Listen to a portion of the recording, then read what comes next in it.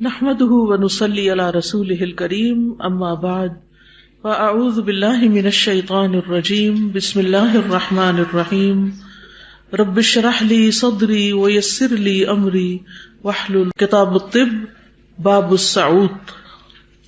سعوط ناک میں ڈالی جانے والی دوا. وجور کہتے ہیں منہ میں ڈالے جانے والی دوا کو. ٹھیک ہے, وجور. اور سعوط جو دوا ناک میں ڈالی جائے.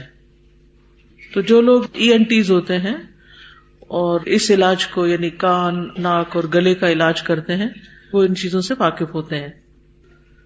حدثنا معل بن اسد حدثنا وہیب عن ابن طاووس عن ابیہ عن ابن عباس رضی اللہ عنہما عن النبی صلی اللہ علیہ وسلم احتجم واعطى الحجام اجرہ واستعط.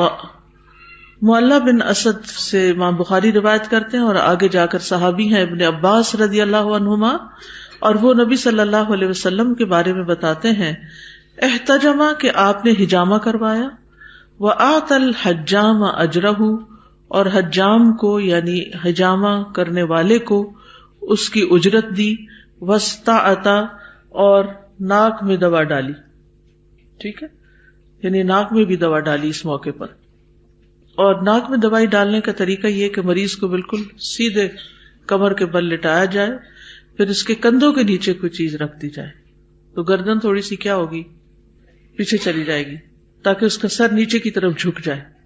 پھر تیل یا پانی میں دوا ملا کر چند قطرے اس کے ناک میں ڈال دیے جائیں, یا صرف دوائی جو ہے بطور نسوار لی جائے. نسوار کا پتہ ہے کس کس کو پتہ ہے؟ اللہ اکبر, اتنے لوگ.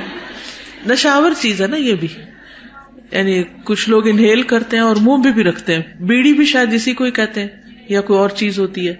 بہرحال تو اس میں یہ ہوتا ہے کہ جو ہی وہ ناک میں چیز ڈالی جاتی ہے تو خوب چھینکیں آتی, اور پھر جو بیماری اٹکی بھی ہوتی ہے ناک کے اندر یا